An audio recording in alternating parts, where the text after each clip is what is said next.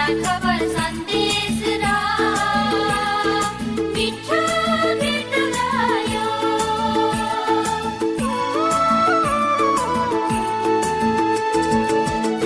Radio Nepal बाणी 94.9 मेरो मनको रेडियो।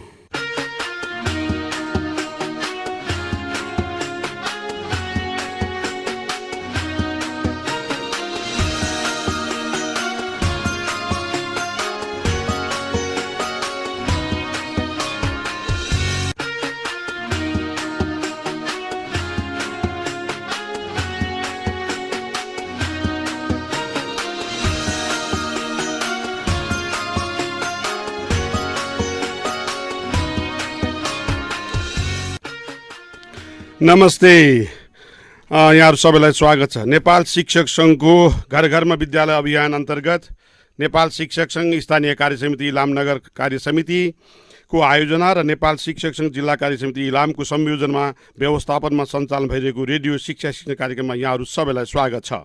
घर घरमा विद्यालय अभियान। भाइ बहिनीहरू, हामी शिक्षक र विद्यार्थीहरूको बिचमा आम्ने सामने भएर शिक्षण सिकाइ क्रियाकलाप अगाडि बढाउने अनुकूल परिस्थिति सृजना भएको छैन। यस विषम र जटिल परिस्थितिमा हामी विद्यार्थी भाइ बहिनीहरूसँग जोडिन घर घरमा भएको रेडियो सेट मार्फत आइराखेका छौँ। सबै भाइ बहिनीहरूलाई रेडियो सेट खुल्ला राख्ने र आफ्नो नजिकमा राखेर हाम्रा प्रस्तुतिहरूलाई ध्यानपूर्वक सुन्ने र आफ्ना जिज्ञासाहरू राख्नको लागि अनुरोध गर्दछु र सबै अभिभावकज्यूहरूलाई आफ्ना बालबालिकाहरूलाई रेडियो सेटको नजिकमा राखेर ध्यानपूर्वक यो प्रस्तुतिलाई सुन्ने वातावरण निर्माण गरिदिनको निम्ति आग्रह गर्न चाहन्छु। आजको दिन फेरि पनि हामी विज्ञान विषय लिएर आएका छौँ। म पूर्णप्रसाद गौतम। म सोम निरौला। सोम सर, हिजो हामीले विज्ञान विषयको एकाइ 2 कक्षा 10 को विज्ञानको एकाइ 2 भनेर हामीले चाप अन्तर्गत छलफल गरेका थियौँ। धेरै विषयवस्तु त्यहाँभित्र समावेश भएका छन्। केही विषयवस्तुमा हामी छलफल गऱ्यौँ। हामीलाई लाग्छ भाइ बहिनीहरूले हाम्रो प्रस्तुति सुनेर यसभित्र रहेका विषयवस्तुमा आफ्नो केही न केही ज्ञान आर्जन गर्नुभयो होला र आफ्नो स्वअध्ययनमा पनि तल्लीन भएर लाग्नुभएको होला। हाम्रो शुभकामना छ, हाम्रो अपेक्षा पनि छ। हामीलाई बीचबीचमा भाइ बहिनीहरूबाट अभिभावकहरूबाट सुझाव प्राप्त भइराखेका छन्, पृष्ठपोषण प्राप्त भइराखेका छन्। कार्यक्रम प्रभावकारी भइरहेको पृष्ठपोषण र सुझाव पनि प्राप्त भइरहेको छ। यसलाई अझ व्यवस्थित गरेर जानको निम्ति, निरन्तरता दिनको निम्ति प्रस्ताव पनि आइराखेको छ। तर हामीसँग भएको सीमितता र हाम्रो क्षमताभित्र रहेर हामीले हाम्रो कार्यक्रमलाई चलाउनु पर्ने बाध्यता पनि छ। म आदरणीय अभिभावकजीहरू र प्यारा विद्यार्थी भाइ बहिनीहरूलाई पनि हाम्रो चाहना सँगसँगै पनि कतिपय बाध्यात्मक परिस्थितिले यसको कार्यक्रमलाई निरन्तरता दिने कुरामा केही जटिलता उत्पन्न हुन सक्छ। त्यसतर्फ सबैको सकारात्मक सहयोग र सद्भावको हामी अपेक्षा राख्दछौँ। केही भाइ बहिनीहरूमध्ये मैले आज Vinod Sagar and friends heritage national academy का भाइ र साथीहरूबाट केही जिज्ञासाहरू हामीलाई प्राप्त भएको छ। भाइ बहिनीहरूले राख्नुभएको जिज्ञासा विशेष गरेर जीव विज्ञान सँग र रसायन विज्ञानसँग सम्बन्धित, यानि बायोलोजी र केमिस्ट्रीसँग सम्बन्धित भएका जिज्ञासाहरू रहेको हुँदा हामी तिनै विषयहरूमा, तिनै क्षेत्र अन्तर्गतका प्रस्तुतिहरूमा भाइ बहिनीहरूको जिज्ञासालाई सम्बोधन गर्ने प्रयत्न गर्नेछौँ। खालि यहाँनिर चाहिँ एउटा हामीले प्रस्तुत गरेको विषयवस्तुमा भ्यालु अफ ग्राभिटेसनल कन्स्ट्यान्टको बारेमा कुरा आएको छ। स्वयं सर, ग्राभिटेसनल कन्स्ट्यान्ट क्यापिटल जी को बारेमा हामीले अस्ति पनि कुरा गरेका थियौँ। एकपटक भाइ बहिनीहरूलाई पुनर्ताजगी गरिदिने हो कि? सम्पूर्ण विद्यार्थी भाइ बहिनीहरू लगायत सम्पूर्ण अभिभावकजीहरूलाई हार्दिक नमस्कार। वास्तवमा सरले अघि पनि भन्नुभयो, हामी एउटा विषम परिस्थितिबाट गुज्रिरहेका छौँ। अब शिक्षण सिकाइका मान्यताहरू, शिक्षण सिकाइका विधिहरू परिवर्तन हुने यो एउटा परिस्थिति सिर्जना भएको छ। हुन त यो सम्पूर्ण सिकाइ होइन, यसैको आधारमा मात्र पछि परीक्षा हुन्छ भन्ने कुरा होइन। भाइ बहिनीहरूको एउटा सिकाइ प्रक्रियालाई अघि बढाउने काम यहाँबाट भइरहेको छ र भाइ बहिनीहरूलाई म पाठ्यपुस्तकलाई गहिरिएर अध्ययन गर्नको लागि अनुरोध गर्छु। वास्तवमा शिक्षकले जति सिकायो त्यसबाट मात्र सिकिन्छ भन्ने मान्यताबाट हामीले माथि उठ्नुपर्छ, स्वाध्ययन गर्ने र आफूले सिक्ने कुरामा चाहिँ बढीभन्दा बढी लाग्नुपर्छ। वास्तवमा एउटा भनाइ पनि छ, mind is not a vessel to be filled but fire to be ignited भन्छ प्लुटार्स भन्ने एकजना शिक्षाविदको भनाइ हो। वास्तवमा दिमाग चाहिँ भर्ने एउटा भाँडो होइन, बाहिरबाट भरिने एउटा भाँडो होइन, एउटा यस्तो आगो हो जसलाई बाल्न सकिन्छ, अथवा दिमाग एउटा ऊर्जा हो भन्छ। त्यसैले आफ्नो सिकाइ, आफ्नो खोजी, आफू अध्ययन गरेर धेरैभन्दा धेरै सिक्न सकिन्छ। हामीलाई एउटा सहयोग मात्र भाइ बहिनीहरूलाई हामी गर्दैछौँ। त्यो कुरालाई ध्यान दिएर बढीभन्दा बढी स्वाध्ययन गर्नको निमित्त हामी भाइ बहिनीहरूलाई अनुरोध पनि गर्दछौँ। सरले अहिले भन्दै हुनुहुन्थ्यो वास्तवमा ग्राभिटेसन कन्स्टेन्ट कसरी निकाल्ने होला भन्दा, वास्तवमा ग्राभिटेसन कन्स्टेन्ट भनेको एउटा के हो भन्दा, हामीले अस्ति पनि भन्यौँ, यदि दुईवटा मासहरूको प्रत्येकको मास चाहिँ दुईवटा वस्तुहरू छन्, मानिलिउँ तिनीहरूको प्रत्येकको 1 kg मास छ र तिनीहरू बिचको सेन्टर बिचको डिस्टेन्स 1 मिटर छ भने त्यो अवस्थामा जति चाहिँ ग्रेभिटेसन आउँछ त्यो चाहिँ जीको भ्यालु हो। र यसलाई सबभन्दा पहिला चाहिँ हेनरी क्याभेन्डिस भन्ने एकजना साइन्टिस्टले सेन्ट्रिसिटी ब्यालेन्सको प्रयोग गरेर नापेका थिए। वास्तवमा यहाँ हिसाब गरेर हामीले क्यालकुलेट गर्न सक्दैनौँ किनभने जीको भ्यालु हामीलाई दिइसकेको छ। यो हेनरी क्याभेन्डिसले सबभन्दा पहिला गणना गरेका हुन् सेन्सिटिभ ब्यालेन्सको प्रयोग गरेर। यति कुरा हामीले भाइ बहिनीहरूलाई भन्यौँ र अब हामी पुनः यसको मान एकपटक भनिदिनु कि सर। यसको मान चाहिँ 6.67 into 10 to the power minus 11 6.67 into 10 to the power minus 11 newton metre square per KG square. त भाइ बहिनीहरू बाट प्राप्त भएको जिज्ञासा भाइ विनोद सागर एन्ड तपाईँका साथीहरू सबैलाई हामीले हाम्रो प्रस्तुतिका विषयवस्तुमा सामग्री भएको जिज्ञासामा हामीले आज यही कुरालाई समेटेका छौँ। त्यहाँ पनि हामीले छलफल गरेका थियौँ। इकाइ पिण्डहरूको गुणनफलको कुरा आउँछ। दुईवटा पिण्डहरू 1-1 किलोग्रामका पिण्डहरू हुनु पर्यो र 1 मिटरको दूरीमा रहँदाखेरि जुन फोर्स उत्पन्न हुन्छ त्यो र ग्राभिटेसनल कन्स्ट्यान्ट बराबर हुन्छ भन्ने बारेमा हामीले छलफल गरेका थियौँ होइन सर। आजको विषयवस्तु आरम्भ गरौँ। प्यारा विद्यार्थी भाइ बहिनीहरू, हिजो हामीले छलफल गरेका विषयहरूमा चापको परिभाषा अथवा प्रेसर, हाइड्रोलिक प्रेसर अनि हामीले हाइड्रोलिक प्रेसरका रुल्सहरू नियमहरूको बारेमा, पास्कल्स नियमको बारेमा, पास्कलको नियमका प्रयोगहरूको बारेमा, हाइड्रोलिक मेसिनको प्रयोग र त्यसलाई बलबाट बल गुणित हुने तरिकाको बारेमा, बल र चापको भिन्नताको बारेमा, ऊर्ध्व चापको बारेमा छलफल गरिसकेको हामीलाई लाग्छ। भाइ बहिनीहरूले यसतर्फ सो अध्ययन गर्नुभयो होला, पाठ्यपुस्तक भएकोहरू अध्ययन गर्नुभयो होला, अभ्यास पुस्तिकामा लेख्नुभयो होला, लेखेर पनि अभ्यास गर्नुभयो होला, सुनेको कुरालाई रेकर्ड गरेर राख्नुभएको छ भने फेरि पनि त्यसलाई प्ले गरेर सुन्नुभयो होला। हामी त्यो अपेक्षा राख्छौँ र केही न केही यसबाट जानकारी प्राप्त गर्नुभएको छ भन्ने हामीलाई विश्वास छ। आज हामी यसैको निरन्तरता दिन चाहन्छौँ सोम सर। र हामीले हिजो ऊर्ध्वचापको परिभाषा भाइ बहिनीहरूलाई बताइसकेको अवस्था छ। आज चाहिँ ऊर्ध्वचाप र चापमा फरक के हो भनेर सोध्यो भने यहाँ एउटै टर्म प्रयोग हुन्छ, ऊर्ध्वचाप र चाप। यी दुईटाको डिफरेन्स के हो? Difference between upthrust and pressure. थोरै सर मैले हिजो पढेका कुराहरू सर एकचोटि डेफिनेसन म भाइ बहिनीहरूलाई भन्छु। पहिलो कुरा हिजो हामीले चापको बारेमा पढ्यौँ। प्रति एकाइ क्षेत्रफलमा लम्ब रूपले पर्ने बललाई चाप भनिन्छ भन्यौँ हामीले। The thrust per unit area of a subspace is called pressure र यसको पास्कल हो यसको इकाइ, न्युटन पर मिटर स्क्वायर अथवा पास्कल हुन्छ। हामीले त्यो कुरा हिजो पढ्यौँ एउटा।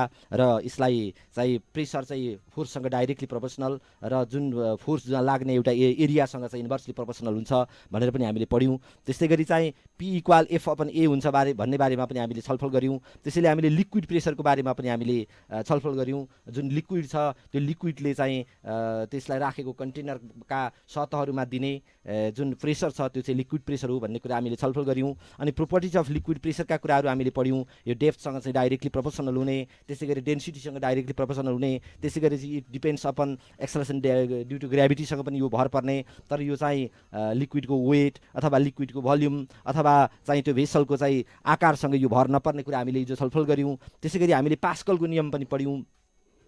बन्द भाँडामा राखिएको तरल पदार्थको कुनै एक ठाउँमा चाप दियो भने त्यति नै चाप लम्बा भएर सबैतिर प्रसारण हुन्छ। अथवा pressure is transmitted equally in all direction when pressure is applied at a place on a liquid kept in a closed container भनेर हामीले पास्कलको रुलको छलफल गऱ्यौँ। त्यस्तै गरी हिजो हामीले हाइड्रोलिक प्रेसको कुरा, हाइड्रोलिक ज्याकको कुरा, हाइड्रोलिक ब्रेकको कुरा, फोर्स मल्टिप्लायरको कुरा यहाँ हामीले छलफल गऱ्यौँ। त्यसै गरी हिजो हामी अपथ्रस्टमा पुगेका थियौँ। अहिले जहाँ चाहिँ हामी यो अपथ्रस्ट केही बाँकी चर्चा गरिरहेका छौँ। र अपथ्रस्ट भने पनि कुनै तरल पदार्थ कुनै वस्तुलाई तरल पदार्थमा आंशिक वा पूर्ण रूपले डुबाउँदा तरल पदार्थ वस्तुमा दिने परिमाणात्मक बललाई चाहिँ हामीले ऊर्ध्वचाप भनिन्छ भनेर हिजो छलफल गऱ्यौँ। The resultant upward force exerted by a fluid in a is called liquid भनेर हिजो हामीले छलफल गरेका थियौँ। वास्तवमा अब हामीले सरले अहिले त्यही प्रसङ्ग उठाइरहनु भएको छ, के छ त त्यसो भए ऊर्ध्वचाप र चापमा फरक भन्ने कुरा आयो। ऊर्ध्वचाप आफैमा अथवा अपथ्रस्ट आफैमा एउटा बल हो। हामीले एउटा डेफिनेसन छँदैछ हामीसँग, एउटा ऊर्ध्वचाप भनेको एउटा बल हो भने चाप भनेको बल होइन।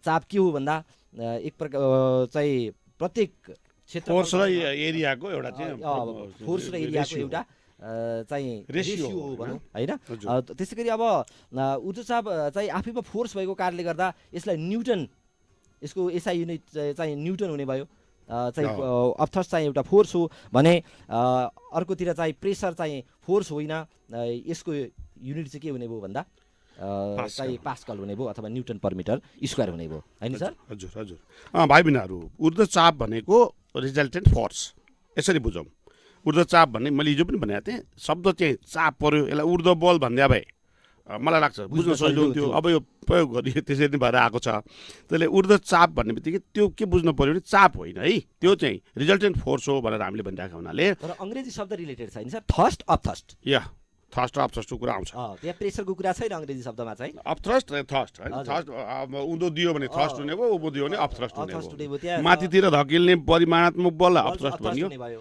तल दिएपछि थ्रस्ट भयो होइन त्यो बल हो त भाइ बहिनीहरूले सायद ऊर्ध्वचाप र चापमा भिन्नता बताउनु पर्यो भने यसरी बताउन सक्नुहुन्छ अब ऊर्ध्वचापलाई चाहिँ हामीले भने चापलाई चाहिँ तरल पदार्थको चाप चाहिँ यसको गहिराइमा यसको घनत्वमा र त्यो प्लेसको त्यो ठाउँको अथवा त्यो स्थानको त्यो बिन्दुको एक्सलेरेसन ड्यु टु ग्राभिटी हजुर गुरुत्व प्रयोगमा निर्भर गर्छ भनेर हामीले P is equal to HDG अथवा multiplication of H with D and G भनेर हिजो छलफल गऱ्यौँ चाप चाहिँ तरल पदार्थको चाप अथवा हाइड्रोलिक प्रेसर चाहिँ त्यसमा भर पर्छ भन्यौँ भनेपछि ऊर्ध्वचाप चाहिँ ठ्याक्कै केमा भर पर्छ भनेर भन्नु पऱ्यो भने केमा भन्छौँ होला अब हामीले हिजो सरले अहिले भनिसक्नुभयो वास्तवमा प्रेसर लिक्विड प्रेसरको कुरा हो हामीले गर्दैछौँ हामी एचडिजी अथवा product of depth product of density and product of acceleration due to gravity is equal to liquid pressure अब तर सोलिडले दिने प्रेसर त फोर्स र एरियामा भर पर्ने भयो किनभने एफ अपन ए हुन्छ अब त्यसलाई त्यति क्लियर गर्दै अफथर्स्ट केसँग भर हुन त सर अलिकति यहाँनिर हजुर प्रेसरको fundamental formula is pressure by के अरे pressure is equal to force by area नै हो त लिक्विडमा डेराइभ गर्दै जाँदाखेरि चाहिँ pressure is equal to multiples of H and D and G भनेर हामीले भन्नु होइन सर आखिर त्यसको fundamental formula is pressure is equal to F by A यसलाई डेराइभ गरेर जाँदा चाहिँ P is equals to H into D into जीमा पुग्छ होइन सर पहिला एउटा क्वेसन पनि सोधिएको छ सरले अहिले बढी स्पष्ट पार्न खोज्नुभयो चाहिँ एउटा ठुलो कन्टेनर अनि एउटा सानो कन्टेनरमा बराबर पानी हालेर हजुर 1000 लिटरको ट्याङ्कीमा र 500 लिटरको ट्याङ्कीमा बराबर हाइटसम्म पानी हालेर हजुर होइन सर बराबर हाइटसम्म पानी हालेर चाहिँ यसको कुनको चाहिँ पिडमा बढी चाहिँ प्रेसर पर्छ भन्ने क्वेसन सोधियो होइन सर अब त्यहाँ विद्यार्थीहरूले चाहिँ यसो हेर्दा ठुलो ट्याङ्कीको पिडमा बढी चाहिँ प्रेसर पर्छ कि भन्ने जस्तो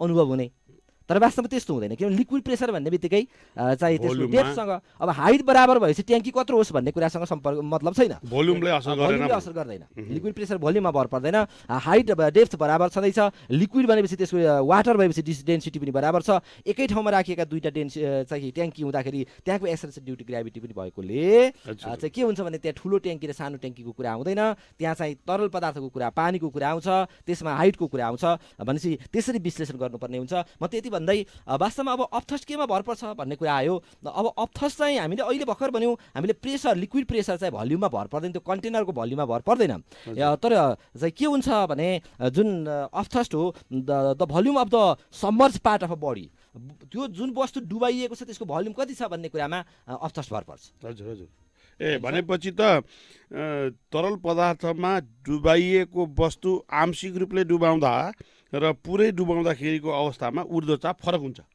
होइन त्यस्तो जस्तो वस्तु उत्रियो मानिलिउँ एउटा अन्डालाई त्यहाँ एउटा क्वेसन पनि छ सर एउटा अन्डा छ त्यो अन्डा उत्रिरहेको अवस्थामा चाहिँ नुन पानीमा अन्डा चाहिँ शुद्ध पानीमा डुब्छ नुन पानीमा उत्रिन्छ त्यो नुन पानीमा उत्रिएको अन्डामा अझै बढी नुन थप्ने भने के हुन्छ होला भन्ने खालको क्वेसन पनि छ त्यहाँ किताबमा वास्तवमा त्यो नुन थप्दै जाँदा नुनलाई जब हामी अझै चाहिँ सेचुरेटेड गर्दै जान्छौँ अझै बाक्लो बनाउँदै जान्छौँ त्यतिखेर डेन्सिटी इन्क्रिज हुँदै जान्छ अनि डेन्सिटी इन्क्रिज हुँदै गएको कारणले गर्दा के हुन्छ भन्दाखेरि ऊर्ध्वचाप चाहिँ इन्क्रिज हुँदै जान्छ होइन तर अब के हुन्छ कुनै पनि वस्तु उत्रिरहेको वस्तुको ऊर्ध्वचाप त्यसको तौलभन्दा बढी हुन सक्दैन त्यसो भए सायद यो ऊर्ध्वचापसँग सम्बन्धित भएर तरल पदार्थको चापसँग सम्बन्धित भएर पास्कलको जुन नियम आयो त्यो नियमले hydraulic press, hydraulic brake, hydraulic लिफ्टहरू निर्माण भए। अहिले हाम्रो दैनिक जीवनमा तिनीहरू प्रयोग भइराखेको अवस्था छ एकातिर भने यो ऊर्ध्व चापसँग सम्बन्धित भएको कुरालाई लिएर सायद आर्किमिडिजले अर्को एउटा सिद्धान्त प्रतिपादन गर्नुभएको छ। त्यो हजुर आर्किमिडिजको सिद्धान्त हामी यसमा छलफल गर्छौँ।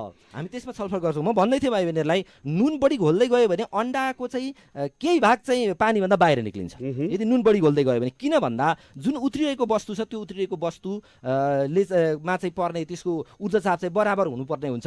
त्यो कारणले गर्दा त्यस्तो हुन्छ। अब त्यस्तै गरी चाहिँ भल्युमसँग भर पर्ने कुरा भयो। अर्को डेन्सिटी अफ द लिक्विडसँग भर पर्ने भयो। Of is directly proportional to the density of the liquid हुन्छ। त्यसै गरी एक्सेसन ड्यू टु ग्राभिटीसँग पनि डाइरेक्टली प्रोपोर्सनल हुन्छ। तर टेम्परेचर अफ द फ्लुइडसँग चाहिँ इन्भर्सली प्रोपोर्सनल हुन्छ अपथस्ट। टेम्परेचर बढाइदियो भने तातो पानीमा भन्दा चिसो पानीमा चाहिँ अपथस्ट बढी हुने भयो त्यसो भए। हजुर। भनेपछि त टेम्परेचरले पनि प्रभाव पार्ने रहेछ। हजुर। त्यसले हामीले कुनै पनि प्रयोग गर्दाखेरि त्यसलाई असर पार्ने चिजहरू के हुन् भन्ने कुरामा गम्भीर ध्यान दिनु पऱ्यो। यहाँनिर चाहिँ निष्कर्षमा हामी कहाँ आउँदा सजिलो होला भन्ने लाग्यो समसर भने तरल पदार्थको ऊर्ध्वचाप चाहिँ यसको घनत्वमा निर्भर गर्छ। एउटा फ्याक्टर चाहिँ डेन्सिटी अफ द लिक्विड हो भन्ने कुरा बुझ्यो नि त, होइन? यसरी बुझ्नु। एउटा नेपाली किताबमा नि सर यसले के भनेको छ, एउटा किताबमा मैले एउटा लाइन पढेँ, आंशिक रूपले वस्तुलाई डुबाउँदा भन्दा पुरै डुबाउँदा ऊर्जाचाप बढी पर्छ भनेको छ। अब कारण के हो भन्दा भल्युममा रिलेटेड भयो यहाँ। त्यो वस्तुको आंशिक रूपमा डुबाउँदा कम भल्युम चाहिँ त्यहाँ डुबे हुन्छ, पुरै डुबाउँदा भल्युम बढी हुन्छ, किनभने ऊर्जाचाप त भल्युमसँग डाइरेक्टली प्रोपोर्सनल हुन्छ। यो चाहिँ प्रेसर जस्तो भएन। ओके भाइ बहिनीहरू, हामीले छलफल गरिरहँदा कतै हामी छिटो प्रस्तुति भइराखेका होला, भाइ बहिनीहरूलाई सुन्नलाई गाह्रो भएको भए हामी सुझाव प्राप्त भयो भने त्यही हिसाबले यसलाई गतिलाई मन्द पनि बनाउने प्रयत्न गर्नेछौँ। तर विषयवस्तुको चाप र समयको चाप दुइटै छ। विषयवस्तु धेरै समय छोटो भएको कारणले हामीलाई हतारो प्रस्तुति पनि हुनसक्छ। सर मैले थोरै कुरा भने, अब ऊर्जाचाप कसरी क्यालकुलेट गर्ने होला भनेर, जस्तो मानिदिउँ एउटा पानीमा एउटा वस्तुलाई डुबाउँदा कति ऊर्जाचाप देला भनेर क्यालकुलेट गर्नु पर्यो भने weight of the object in air minus weight of the object in the liquid. हावामा वस्तुको तौल जति छ, पानीमा अथवा तरल पदार्थमा डुबाउँदा हुने तौल, दुईटा तौल नाप्नु पर्यो। हजुर। सायद त्यो हामी स्प्रिङ ब्यालेन्सले नाप्छौँ। हजुर। होइन त? यो न्युटन इकाइमा आउने भयो यहाँ फोर्स भन्ने बित्तिकै त। हजुर। भनेपछि वेट पनि त्यही आउने भयो। र त्यसले हावामा भएको वस्तुको तौल र तरल पदार्थमा डुबाउँदा भएको वस्तुको तौलको डिफरेन्स जति आउँछ त्यो ऊर्जाचाप हो। ऊर्जाचाप हो, यसरी बुझ्नु पर्यो। त्यसो भए हावामा तौल बढी हुन्छ। हावामा तौल वस्तुको पानीमा भन्दा बढी हुन्छ। जस्तो बाल्टी उचाल्दा, होइन सर, किनारबाट पानी तान्दा पानीभित्र हुन्जेली बाल्टी बाहिर तान्न सजिलो हुन्छ। हावामा हो त। इनारबाट कतिजना भाइ बहिनीहरूले पानी तान्नु भएको पनि होला, अनुभव गर्नु भएको छ भने गर्नु भए पनि हुन्छ। अथवा घरमै पनि त एउटा पानीको ड्रममा बाल्टी राखेर गरे पनि हुन्छ। यो प्रयोग गर्न सकिने कुरा भयो। पानीभित्र रहउन्जेल कम बलले पनि त्यो भाँडो तान्न सकिन्छ। किनभने अपथस्टले अथवा ऊर्जाचापले माथितिर ठेलिरहेको हुन्छ भाँडोलाई, हामीले कम बल लाउँदा भयो। तर जब हावामा आउँछ आउने बित्तिकै त ग्राभिटीको ऊर्जाचाप हुन त हुन्छ तर कम हुन्छ। हावाको ऊर्जाचाप कम हुन्छ, ग्राभिटीको असर चाहिँ बढी पर्छ, होइन सर? गुरुत्व बलको असर बढी पर्छ। अब त्यसपछि हामीले त्यसैले अब सरले अघि कुरा उठाउँदै हुनुहुन्थ्यो, यिनीहरू हो वास्तवमा यही कुरालाई अपथस्टकै कुरालाई लिएर चाहिँ आर्किमिडिजको सिद्धान्त जन्मिएको छ। यसैको आधारमा अहिले आर्किमिडिजको सिद्धान्त हामी छलफल गर्छौँ। सर यहाँनिर अलिकति सरले अघि राख्नुभएको कुरासँग सम्बन्धित भएर एउटा किताबमा पनि एउटा प्रयोग छ। भाइ बहिनीलाई पनि यो धेरै जिज्ञासा हुनसक्छ। सायद ऊर्ध्वचापसँग सम्बन्धित भएको कुरा। ऊर्ध्वचाप तरल पदार्थको घनत्वसँग निर्भर गर्छ। हजुर। यो बिर्सिनु भएन नानी हो। त्यसले त्योसँग सम्बन्धित भएका केही कुराहरू आउँछन् क्या, जस्तै समुद्रमा जहाज उत्रिन्छ, अथवा चाहिँ यहाँ अर्को एउटा प्रयोग पनि छ नि त, अन्डा अथवा एग, होइन सर? फुल पनि हाम्रो भाषामा भन्छौँ, फ्लावर चाहिँ होइन, अन्डा चाहिँ शुद्ध पानीमा डुब्छ। तर त्यही अन्डा नुन पानीको सम्तृप्त घोल बनाएर, त्यो सम्तृप्त घोल भन्ने शब्द प्रयोग भएको छ, सम्तृप्त घोल बनाएर त्यहाँ अन्डा राखिदियो भने फेरि त्यो उत्रिन्छ।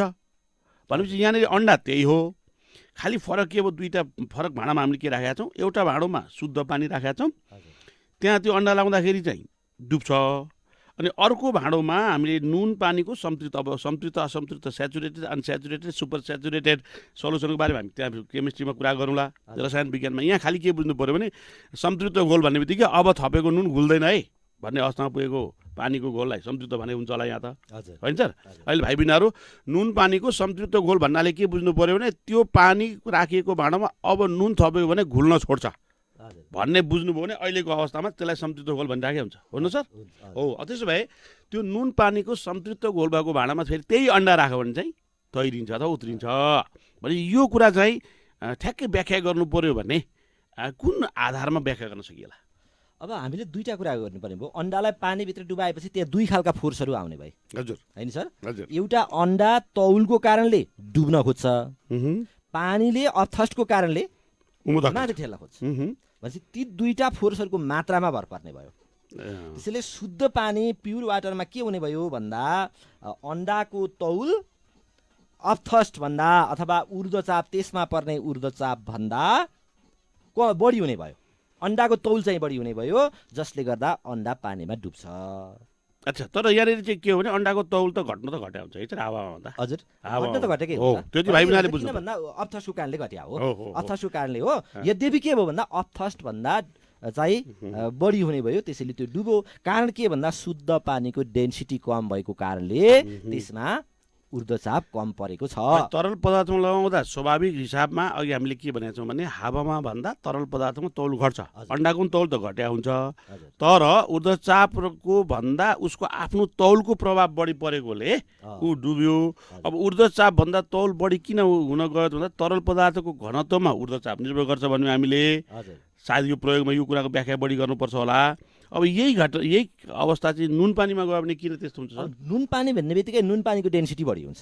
घनत्व बढी हुन्छ घनत्व बढी भएपछि ऊर्ध्वचाप बढी हुन्छ ऊर्ध्वचाप बढी भएपछि त्यसले के गर्छ भन्दाखेरि अन्डाको तौललाई सन्तुलन गर्न सक्छ अन्डाको तौलसँग बराबर ऊर्ध्वचाप भएको खण्डमा अन्डा उत्रिन्छ यहाँनिर हामीले बुझ्नुपर्ने कुरा के छ भने उत्रिएको अवस्थामा वस्तुमा पर्ने ऊर्ध्वचाप र त्यसको तौल बराबर हुन्छ ऊर्ध्वचाप बढी चाहिँ हुन सक्दैन वस्तुको तौल बढी भयो भने त्यो डुब्छ यदि ऊर्ध्वचापसँग त्यो बराबर भयो भने त्यो के हुन्छ उत्रिन्छ यदि ऊर्ध्वचाप अझै बढ्यो भने वस्तुको के अंश चाहिँ पानी बाहिर निक्लिन्छ जस्तो नुनमा मानिने एकछिनको लागि कम नुन घुलेको पानी र बढी नुन घुलेको पानीमा अन्डा उत्रिँदा के फरक हुन्छ भनेर कसैले सोध्यो भने कम नुन घुलेको पानीमा बढी अन्डाको भाग डुबेको हुन्छ उत्रिए पनि घनत्व कम हुन्छ किनभने भल्युम बढाउनको लागि किनभने त्यहाँ डेन्सिटी कम भएपछि भल्युम बढ्ने हुन्छ किनभने ऊर्जा बराबर नभइकन त्यो उत्रन सक्दैन हजुर अब हामीले के बुझ्नुपर्छ भने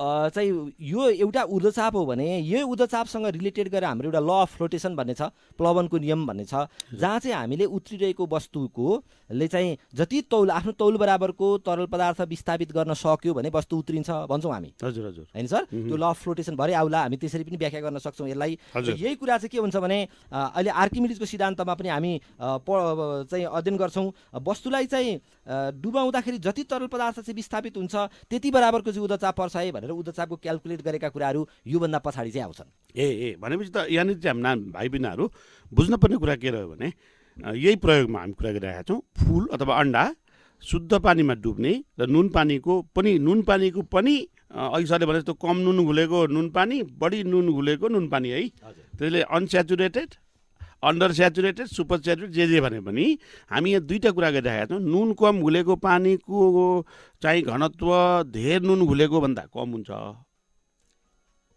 होइन सर बढी डुब्छ अन्डा होइन त्यसो भए हामीले बुझ्नु पर्यो यहाँ अन्डा नुन पानीको घोलमा अथवा नुन पानीमा उत्रनुको कारण चाहिँ नुन पानीको घनत्व शुद्ध पानीको घनत्वभन्दा बढी छ यति बुझेको मुख्य चाहिँ यो बुझ्नु पर्यो अनि यहाँ एउटा चाहिँ बडो रमाइलो छ सर हामी ऊर्ध्वचापको कुरा गरिरहेका छौँ हाइड्रोलिक प्रेसरको कुरा गरिरहेका छौँ अनि यहाँ फ्याट हिजो हामीले के पनि भन्यौँ भने यो त ग्यासमा पनि लागु हुन्छ भन्यौँ होइन ग्याससँग सम्बन्धित भएको एउटा मसँग क्वेसन छ क्या सर एकजना विद्यार्थी भाइले हिजो टिपाउनु भएको छ है त्यो क्वेसनसँग सम्बन्धित भएर उत्तर दिने हो कि है हाइड्रोजन ग्यास भरिएको बेलुन हावामा माथि जान्छ तर हावा भरिएको बेलुन तल झर्छ किन भन्ने प्रश्न राख्नु भएको छ एकजना भाइले हिजो फोनबाट टिपाउनु भएको छ अब मेन त त्यही हो ऊर्ध्वचापको कारणले हो अब हाइड्रोजन ग्यास भरिएको बेलुन जुन छ त्यो बेलुनको वेट चाहिँ हावाले दिने अर्थस्टभन्दा कम भएको कारणले गर्दा त्यो माथि जान्छ तर त्यो धेरै माथि गएपछि ब्लास्ट हुन्छ कारण के भन्दा जहाँ पुगेपछि चाहिँ त्यसको अर्थस्ट चाहिँ भित्रको त्यसको वेट बढी हुन्छ होइन, अब्थस्टले त्यसलाई ब्यालेन्स गर्न सक्दैन, हजुर। भने त्यसको प्रेसर एयर प्रेसरले त्यसलाई ब्यालेन्स गर्न सक्दैन। बाहिरको जुन एटमोस्फेरिक प्रेसर छ Internal pressure बढी त्योभन्दा हुन्छ। धेरै माथि गएपछि त्यो अब्थस्टको कारणले गर्दा माथि जान्छ, माथि गएपछि त्यसको भित्रको प्रेसर बढी हुन्छ, बाहिरको प्रेसर कम हुन्छ, त्यतिखेर माने बेलुन फुट्नु भने त भित्रको हावाको प्रेसर हावाको प्रेसर बढ्नु यहाँ त। माथि जानुको कारण चाहिँ के हो भन्दा अब्थस्टको कारणले गर्दा भने चाहिँ हावा भरिनु भने चाहिँ भन्दा चाहिँ अरू हावा भनेपछि त हाइड्रोजनको भन्दा हावामा चाहिँ के हुने भयो, बढी वेट हुने भयो weight भन्ने हुने बुझ्नु भयो। पर्यो हैन। हाइड्रोजनको हलुका छ, भनेपछि भरेपछि त भल्युम बढी लिने भयो त्यसले। ए। हामीले अफ थर्स्ट चाहिँ भल्युममा भर पर्छ भनेको छ नि सर ए होइन, बेलुनमा भरिसकेपछि हलुका ग्यासले बढी चाहिँ एरिया भल्युम लिने भयो, अफ थर्स्ट बढी पर्ने भयो, त्यो माथि जाने भयो, हावामा त्यसो नहुने भयो, वेट बढी हुने भयो, त्यो चाहिँ अफ थर्स्ट भन्दा, त्यसैले त्यो तल झर्ने भयो। त भाइ बहिनीहरू हामीले यो पनि जिज्ञासा जुन राख्नु भएको थियो हाम्रो विद्यार्थी भाइले, हाइड्रोजन ग्यास भरिएको बेलुन हावामा माथि जाने तर हावा भरिएको बेलुन तल झर्ने कारणको बारेमा हामीले चर्चा गऱ्यौँ।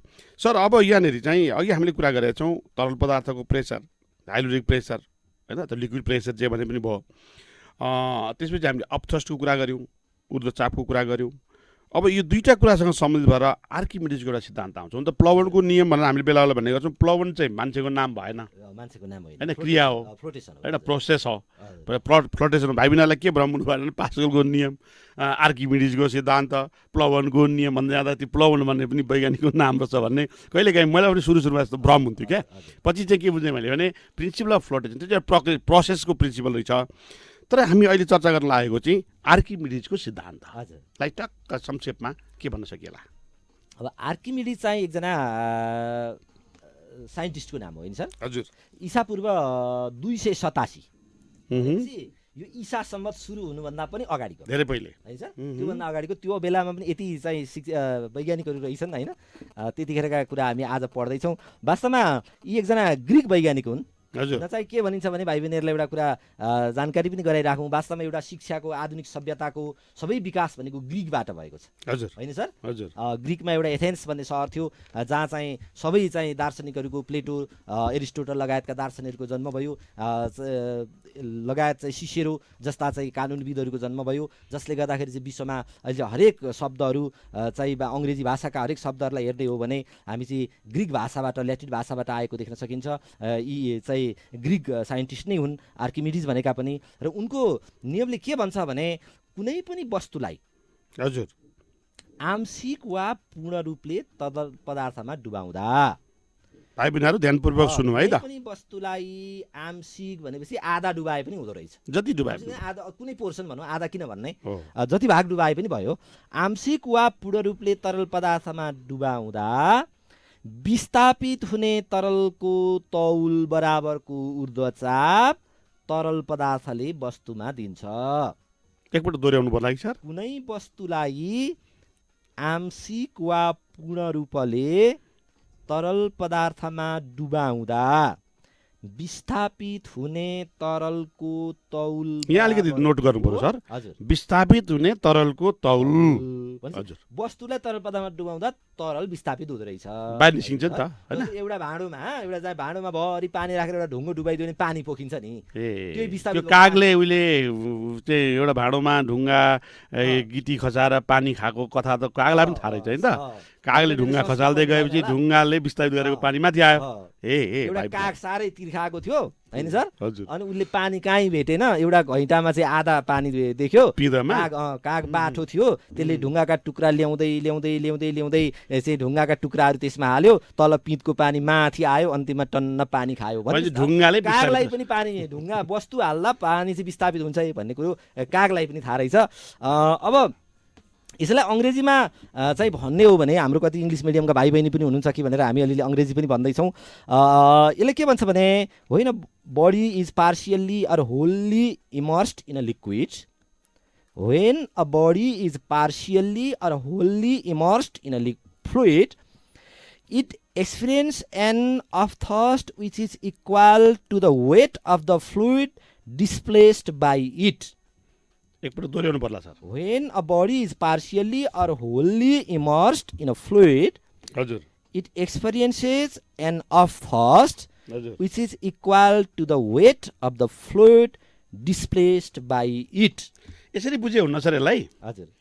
कुनै पनि वस्तुलाई तरल पदार्थमा डुबाउँदा हजुर अहिले हामी के कुरामा कन्फर्म भइसकेका छौँ भने कुनै पनि वस्तुलाई तरल पदार्थमा डुबाउँदा यसको तौल घट्छ हजुर होइन सर हजुर तौल घट्ने भयो तौल किन घट्ने भयो अर्थको कारण अपथ्रस्टको कारणले घट्छ अब यहाँ यसरी बुझे पनि हुन्छ होला यहाँ कन्फ्युजन चाहिँ के हुनु भएन भने जति तौल घट्छ त्यति नै तरल पदार्थ विस्थापित हुन्छ त्यही तौल बराबरको भनेर बुझे हुन्न र बुझे हुन्छ सर होइन र कुनै वस्तुलाई तरल पदार्थमा डुबाउँदा तौल घट्छ हजुर जति तौल डिफरेन्स आउँछ हजुर त्यो तौल जस्तै उदाहरणको लागि यहाँ एउटा सानो उदाहरण सम्झ्यौँ नि त हावा मैले एउटा ढुङ्गा तौलिएँ त्यसको तौल 10 न्युटन थियो त्यो ढुङ्गालाई मैले पार्सियल्ली वा होल्ली फुल्ली जसरी गरी डुबाउँदाखेरि त्यसको तौल चाहिँ पानीमा राख्दा 8 न्युटन भयो अघि हावामा 10 न्युटन भएको ढुङ्गाको तौल पानीमा डुबाउँदा 8 न्युटन भयो तौल कति घट्यो सर 2 न्युटन घट्यो भनेपछि के बुझ्नु पऱ्यो के कारणले घट्यो अपथ्रस्ट कति पऱ्यो 2 न्युटन बस यसरी बुझे हुन्छ नि त त्यसले यो चाहिँ आर्किमिडिजको सिद्धान्त बुझ्नलाई के सजिलो रहेछ भने हावामा भएको तौल र तरल पदार्थमा डुबाउँदाको तौलको डिफरेन्स इज इक्वल टु हो विस्थापित तरल अघि त सरले भन्नुभयो पानी भरिएको भाँडोमा त्यो अघि मैले भनेको ढुङ्गा लगाउँदा पोखिएको पानी तौलिएको भए पनि 2 न्युटन हुन्थ्यो होइन सर भनेपछि आर्किमिडिजले नि सर यसले आर्किमिडिजले एउटा युरेका क्यानको प्रयोग गरेर यो सिद्धान्तलाई हामीले चाहिँ प्रमाणित गर्न सक्छौँ एउटा ढुङ्गालाई हावामा जोख्ने अनि फेरि यसलाई चाहिँ पुनः चाहिँ युरेका क्यानमा राखेर चाहिँ त्यहाँ वेट बक्सहरू पनि हुन्छ सबै कुरा हुन्छ यो इन्स्ट्रुमेन्ट हामी यहाँ देखाउन सक्दैनौँ भित्र जोख्ने भने जति तरल पदार्थ चाहिँ त्यो युरेका क्यानको ठ्याक्क त्यहाँबाट चाहिँ लेभलसम्म चाहिँ राखिएको हुन्छ भेसलको लेभलसम्म पानी राखिएको हुन्छ जति पानी विस्थापित हुन्छ त्यो विस्थापित भएको पानी पनि तौलिन सकिन्छ यहाँ वेट बक्सले देखाइहाल्छ विस्थापित भएको पानीको तौल र घटेको सरले भन्नुभयो घटेको तौल जुन हुन्छ हावामा लिएको तौल माइनस चाहिँ पानीभित्र लिएको तौल जुन हुन्छ त्यो इक्वल हुन्छ अथवा यसलाई हामीले म्याथमेटिकल्ली के भन्न सक्छौँ भने यो सुन्न लामो लागे पनि मात्रै के हो भने अर्थस is equal to weight of the displaced water that is equal to upthrust होइन त हजुर भनेपछि त हामीले बुझ्नु पऱ्यो कि यहाँनिर चाहिँ यो युरेका क्यानको पछाडि रमाइलो एउटा कहानी छ अब यहाँ कहानी भन्न भइँदैन कि यसको नामको यो क्यानको नाम युरेका किन राखियो भन्ने पृष्ठभूमिमा एउटा कथा पनि छ त्यो चाहिँ आर्किमिडिजसँग सम्बन्धित भएर छ भाइ बहिनीहरू त्यो कहीँ भेटियो भने अध्ययन गर्नुहोला अहिले चाहिँ हामी आर्किमिडिजको सिद्धान्तको बारेमा कुरा गर्दैछौँ हामीसँग समय पनि अत्यन्तै छोटो छ हामीले के भन्यो भने कुनै वस्तुलाई भाइ बहिनीहरू ध्यानपूर्वक सुन्नुहोला फेरि सुन्नुहोला परिभाषा कुनै वस्तुलाई आंशिक वा पूर्ण रूपले तरल पदार्थमा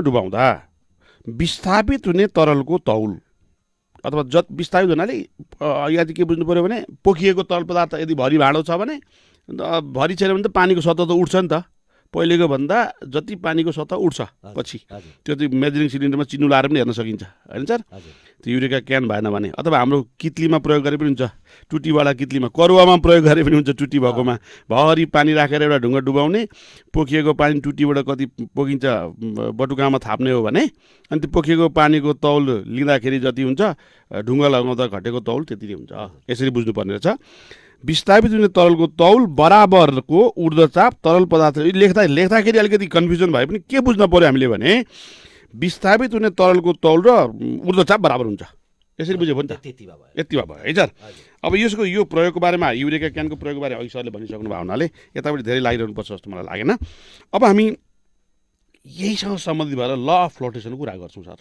हजुर तर त्योभन्दा अगाडि आर्किमिडिजको सिद्धान्तलाई प्रयोग भएका केही इक्जाम्पलहरू सबमेरिनको कुरा आउँछ हट एयर ब्यालुनको कुरा आउँछ हाइड्रोमिटरको कुरा आउँछ होइन सिपको कुरा पनि आउँछ नि त भाइ बहिनीहरूलाई जानिराख्नु पऱ्यो किनभने आर्किमिडिजको सिद्धान्तमा आधारित भएका हाम्रा साधनहरू के हुन् भनेर आयो भने त भन्न पऱ्यो नि त होइन जस्तै हामीले सरले अहिले भर्खर भन्नुभयो अब आर्किमिडिजकै सिद्धान्त अनुसार चाहिँ यो पनडुब्बी जहाजहरू बनेको हुन्छ चलाउन सकिन्छ लिएर चलाउन सकिन्छ किनभने त्यहाँ विस्थापित तरलको तौल बराबरको ऊर्ध्वचाप परिरहेको हुन्छ उत्रिनुपर्ने हुन्छ त्यसै गरी चाहिँ यो तातो बेलुनहरू बेलुनहरू उडाउने कुरा भयो अब हाइड्रोमिटर पनि वास्तवमा बनाउने कुरामा पनि यी सिद्धान्तको प्रयोग भइरहेको हुन्छ समुद्रमा पानी जहाजहरू उतार्ने कुरामा पनि यो सिद्धान्तको प्रयोग भएको हुन्छ जस्तो हामीले चाहिँ एउटा उदाहरणको लागि चाहिँ हामीलाई बेला बेला पहिला प्रश्न पनि सोध्थ्यो जहाजलाई चाहिँ नुन पानीमा भएको के अरे समुद्रमा चाहिँ जहाजलाई भारी बोक्न सजिलो हुन्छ खोलाको ठुलो खोलामा पनि जहाज त चलाउन सकिएला होइन सर, हजुर पक्कै पनि सकिएला। अहिले कोसीमा जहाज चलाउने कुरा पनि वास्तवमा प्रसङ्गमा आइरहेछ। अब वास्तवमा नदीमा भन्दा जहाजलाई समुद्रमा नै भारी बोक्न सजिलो हुँदो रहेछ। त्यो त घनत्व कुरा होइन घनत्वको, किनभने त्यहाँ नुन पानी हुँदो रहेछ, घनत्व बढी भएपछि ऊर्ध्वचाप बढी हुँदो रहेछ, ऊर्ध्वचाप बढी भएपछि चाहिँ त्यहाँ विस्थापित हुने तरल पदार्थ चाहिँ बराबर बनाउनलाई पनि सजिलो हुँदो रहेछ होइन सर। त्यसैले अब यहाँ के हुन्छ भने चाहिँ वस्तुको हामीले अहिले पनि भनेको छ, वस्तुलाई चाहिँ यसको सिद्धान्तले के भन्छ, आर्किमिडीको सिद्धान्तले भन्दा विस्थापित हुने तरल पदार्थको तौल बराबरको ऊर्ध्वचाप चाहिँ तरल पदार्थले वस्तुमा दिन्छ। त्यसैले यो चाहिँ यी कुराहरूले चाहिँ जुन तातो बेलुन उडाउने कुरा भयो, जहाजहरू चाहिँ समुद्रमा चलाउने कुराहरू, यी सबै चाहिँ यही सिद्धान्तमा आधारित भएर बनेका हुन्छ। त भाइ बहिनीहरू हामी चर्चा गरिराखेका छौँ आर्किमिडीको सिद्धान्तको बारेमा र हामी प्रवेश गर्दैछौँ प्लवनको नियमको बारेमा। प्लवनको नियम भन्ने बित्तिकै डेन्सिटीसँग बढी सम्बन्धित छ भन्ने कुरा हामीले बुझ्न पर्ने हुन्छ यहाँनिर।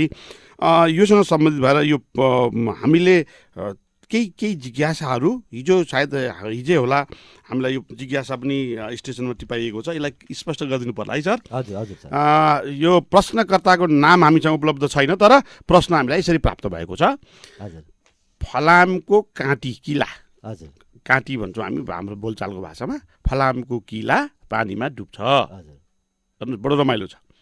तर त्यो फलामभन्दा अरबौँ गुणौँ करोडौँ लाखौँ जे भन्यो जति गुणा बढी तौल भएको पनि जहाज चाहिँ फेरि उत्रिन्छ पानीमा भनेपछि त्यही कुरा रहेछ सर। यो वास्तवमा ल अफ फ्लोटेसनसँग बढी सम्बन्धित छ। यसले आफ्नो तौल बराबरको, अब यसको चाहिँ तरल पदार्थ कुनै पनि तरल पदार्थमा उत्रने वस्तुले आफ्नो तौल बराबरको तरल पदार्थ विस्थापित गर्नुपर्ने हुन्छ। आफ्नो तौल बराबरको तरल पदार्थ फलामको किलाले आफ्नो कम आयतनको कारणले, भल्युमको कारणले विस्थापित गर्न सक्दैन। त्यसले गर्दा यो चाहिँ डुब्छ भने अब जहाजको चाहिँ एउटा निश्चित आकार हुन्छ जसको कारणले गर्दा यसले आफ्नो तौल बराबरको तरल पदार्थ विस्थापित गर्न सक्छ र यो उत्रन्छ। त भाइ बहिनीहरू बुझ्नु पर्यो कि यहाँनिर चाहिँ फेरि पनि ऊर्ध्वचापकै कुरा आयो होइन सर। हजुर फेरि पनि ऊर्ध्वचापकै कुरा आउँछ यहाँ। भने जहाजको क्षेत्रफल, पिँधको क्षेत्रफल हजुर बढी हुन्छ हजुर होइन सर। हजुर भनेपछि त अघि सरले भने जस्तो त्यसले बढी भोल्युम गर्छ, हजुर अपथ्रस्ट भोल्युमसँग सम्बन्धित हुन्छ भनिरहेको छौँ हामीले। हो एक ठिक छ भाइ। त्यसैलाई नि सर, म अर्को एउटा छ जस्तो एउटा यो इङ्ग्लिस मिडियममा एउटा क्वेसन दिएको रहेछ बुकमा चाहिँ an iron nail sinks in water but floats in mercury why भनेको रहेछ सर। मर्करीमा एउटा फलामको काँटीलाई चाहिँ फलामको काँटी चाहिँ पानीमा हाल्ने भने चाहिँ डुब्छ, तर मर्करी भनेको पारोमा हाल्ने हो भने फेरि के हुन्छ, उत्रिन्छ, किन होला भनेको रहेछ। यी दुईवटा कुरालाई सम्बन्धित गरेको है सर। हजुर फलामको नेल अथवा काँटी चाहिँ पानीमा डुब्ने, पानी जहाज चाहिँ उत्रिने एउटा कुरासँग सम्बन्धित छ। त्यही फलामको काँटी पानीमा डुब्ने तर मर्करीमा अथवा पारोमा उत्रिने, यी दुईटा कुरासँगको नाता के छ सर? भनेपछि वास्तवमा के रहेछ भने हामीले बुझ्नुपर्ने यहाँ पनि डेन्सिटीकै कुरा हो सर। हजुर डेन्सिटीसँग अपथ्रस्ट रिलेटेड हुन्छ। वस्तु उत्रिनको लागि त अपथ्रस्टकै कारण हो, अघि पनि हामीले भन्यौँ, किनभने वस्तु अपथ्रस्टले चाहिँ वेटसँग चाहिँ अपथ्रस्ट के हुनुपर्छ भन्दा चाहिँ बराबर हुनुपर्ने हुन्छ वस्तु उत्रिनको लागि। अब the density of iron is more than that of water, अथवा आइरनको डेन्सिटी चाहिँ वाटरको भन्दा बढी छ। भनेपछि कम ऊर्ध्वचाप पर्छ, अपथ्रस्ट कम पर्छ र भनेपछि उसले माथि थाम्न सकेन भनौँ न, उचाल्न सकेन, उकाल हुने खालको अपथ्रस्ट दिन सक्दैन। यसरी बुझेको पानीले त्यो काँटीलाई उचाल्न सकेन, उँभो धकेल्न सकेन। अपथ्रस्ट डेन्सिटी कम भएकोले अपथ्रस्ट कम दियो, कम दिएपछि आफ्नो वेट बराबरको वाटर चाहिँ डिस्प्लेस गर्न सकेन आइरन नेलले, डुब्यो। अब तर मर्करीको त the density of mercury is more than the density of water and iron both. भनेपछि आइरनको भन्दा पनि डेन्सिटी बढी छ, पानीको भन्दा पनि बढी छ मर्करी। डेन्सिटी बढी भएकोले गर्दा यसले के गर्छ, बढी अपथ्रस्ट दिन्छ। भनेपछि अब जब हामी मर्करी राखिएको चाहिँ कुनै कन्टेनरमा यदि हामीले चाहिँ एउटा आइरन नेललाई राख्यो भने त्यो उत्रिने रहेछ, किन भन्दा त्यसमा अपथ्रस्ट बढी पर्छ।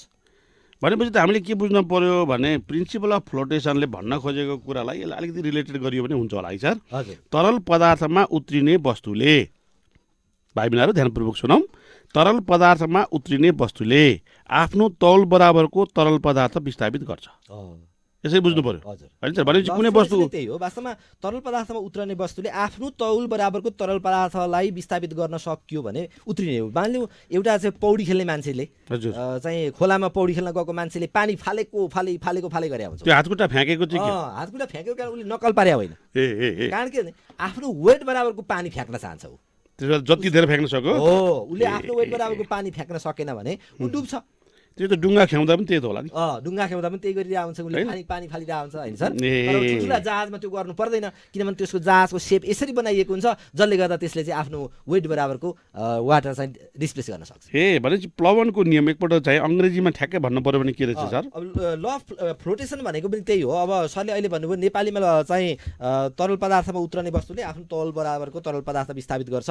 त्यसै इङ्ग्लिसमा भन्ने भने a body floats on a liquid if it can displace the liquid equal to its own weight. A A body floats on a liquid if it can displace the liquid equal to its own weight. अथवा mathematically भन्ने हो भने weight of the floating body is equal to weight of the liquid displaced. भनेपछि त ठ्याक्कै के यसरी बुझ्यो भने त आफ्नो तौल बराबरको तरल पदार्थ विस्थापित गर्न सक्छ उत्रियो सकेन भने डुब्यो। हजुर भनेपछि त हामीले के बुझ्नु पर्यो भाइ बहिनीहरू भने बडो इन्ट्रेस्टिङ कुरा छ। पौडी खेल्ने कुरा पनि हामीले लियौँ, डुङ्गा खियाउने कुरा पनि लियौँ। पानी जहाजको हकमा त्यो काम उसले आफ्नो इन्टरनल मेकानिजमको कारणले गर्छ भनेर हामी भनिराखेका छौँ। अब थ्रस्टको कुरा पनि रहेछ, डेन्सिटीको कुरा रहेछ होइन, फोर्सको कुरा रहेछ। यसरी बुझ्नु पर्यो भाइ बहिनीहरूले। र भाइ बहिनीहरूको जिज्ञासा सायद लाग्छ हामीले प्रयत्न गऱ्यौँ, सफल भयौँ होला। अघि सरले ठ्याक्कै उठाउनु भएको थियो अर्को एउटा जिज्ञासा हामीसँग प्राप्त भएको छ। आज त जिज्ञासा मात्रै छन्। धेरै भाइ बहिनीहरूले रेडियो सुने जस्तो छ, धेरै भाइ बहिनीहरूले रेडियोबाट टिपाएका टेलिफोनबाट टिपाएका जिज्ञासा हाम्रो अगाडि छन्। सबैलाई हामी सम्बोधन गर्न सक्दैनौँ, केही प्रतिनिधिमूलक हिसाबमा हामी सम्बोधन गर्छौँ। एकजना बहिनीले प्रश्न सोध्नु भएको छ, भारी भएको जहाज र खाली जहाज पानीमा उत्रिँदा के फरक पर्छ? अथवा जुन जहाजमा सामग्री छ धेरै वेट छ भनौँ न, लोड छ, त्यो लोडेड सिप भन्दा चाहिँ खाली चाहिँ जहाज चाहिँ उत्रिने। यसलाई हामी ल अफ फ्लोटेसनको आधारमा व्याख्या गर्ने भयो होइन सर? हजुर किनभने भारी भएको जहाजको वेट बढी छ। हजुर वेट बढी भएपछि यसले आफू उत्रिनको लागि आफ्नै वेट बराबरको तर पानी विस्थापित गर्नको लागि बढी डुब्नु पर्ने हुन्छ। यसले केही भाग बढी डुबेको हुन्छ भने अब खाली जहाजको वेट कम भएकोले उसले आफ्नो वेट बराबरको लिक्विड डिस्प्लेस गर्नको लागि कम डुबे पनि पुग्छ। त्यसले गर्दा बढी भारी भएको प्रिन्सिपल अफ फ्लोटेसनसँग सम्बन्धित रहेछ। भनेपछि त सर यस्तै कति धेरैवटा जिज्ञासा होलान्। मलाई पनि एउटा जिज्ञासा छ, यो चाहिँ मेरो जिज्ञासा। हजुर कति भाइ बहिनीको त जिज्ञासा राख्ने होइन, मेरो पनि त जिज्ञासा हुन्छ नि। जहाजले नुन पानीमा बढी भारी बोक्छ अथवा छोटो भाषामा भन्दा समुद्रमा बढी भारी बोक्न सक्छ, शुद्ध पानीमा अथवा नदीमा भनौँ न होइन, हाम्रा खोलाहरूमा कम भारी बोक्ने कारण के हो भनेर आयो भने के उत्तर? समुद्रमा साल्टी वाटर हुन्छ होइन सर, त्यसले गर्दा अब्थस्ट बढी पर्ने भयो डेन्सिटीको कारणले। लगभग अब भाइ बहिनीहरूका बुझि पनि सक्नुभयो। अब भाइ बहिनीहरू हामीसँग चाहिँ समय सकिन लागेको छ। आज हामी योभन्दा अगाडि बढ्न सक्ने अवस्थामा छैनौँ। हामीसँग केही सुझावहरू प्राप्त भएका छन्। हाम्रा शुभचिन्तक आदरणीय अभिभावक गङ्गा कुमार खत्री साङरुमबाट एउटा सुझाव प्राप्त भएको छ। केही विद्यार्थी भाइ बहिनीहरूलाई सँगै राखेर अन्तर्क्रियात्मक रूपमा शिक्षण गरे अझ राम्रो हुने थियो। आदरणीय गङ्गा कुमार खत्रीज्यू, यहाँलाई सुझावको लागि धेरै धेरै धन्यवाद। अब व्यवस्थापन पक्ष र यसका चाहिँ जटिलताको बारेमा हामीले समीक्षा गरेर यो कार्यक्रम अगाडि बढाउनु पर्ने हुन्छ। फेरि पनि आज पनि अर्को सुझाव आएको छ, फेसबुक लाइभ गरिदिनु भए हामी लाभान्वित हुने थियौँ भन्ने कुरा। यसको पनि अब वैकल्पिक व्यवस्थापन गर्न लाग्नुपर्ने हुन्छ। त भाइ बहिनीहरू, आज हामीले विज्ञान विषयको युनिट 2 को चापसँग सम्बन्धित छलफल गऱ्यौँ। समयको पाउबन्दीले सीमाले जति हामीले चाहना राखे पनि धेरै विषयवस्तु अगाडि पस्किन सकेनौँ। भाइ बहिनीहरूलाई समयले भ्याएसम्म हामीले हाम्रा विषयवस्तु प्रस्तुत गऱ्यौँ। सुनेर फाइदा लिनु नि भयो होला, लाभ लिनु नि भयो होला, स्वअध्ययनमा लाग्नु होला, स्वस्थ रहनु होला, सुरक्षित रहनु होला, आफू बच्नु होला, अरूलाई बचाउन प्रेरणा दिनु होला। अभिभावकज्यूहरूले बालबालिकाहरूलाई पनि बडो माया गरिदिनु होला, स्नेह दिनु होला।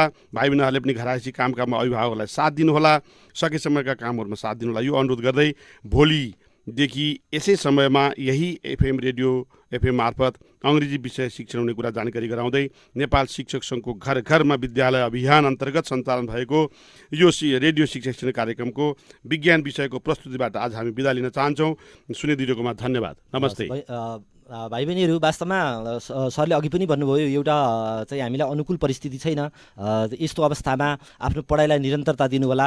विद्यालयहरू केही समय पछाडि अवश्य पनि खुल्नेछन्। त्योभन्दा अगाडि चाहिँ आफ्नो समयलाई व्यस्त चाहिँ पढाइमा चाहिँ बढीभन्दा बढी लगाउनुहोस्। अभिभावकज्यूहरूले पनि भाइ बहिनीहरूलाई पढाइको निमित्त चाहिँ उत्प्रेरित गर्नुहोस्। वास्तवमा विद्यालय मात्र पढाइ हुने होइन, विद्यार्थीको बढी समय घरमा नै बित्ने हो। त्यसैले घर विद्यालयको पहिलो पाठशाला हो भनिन्छ।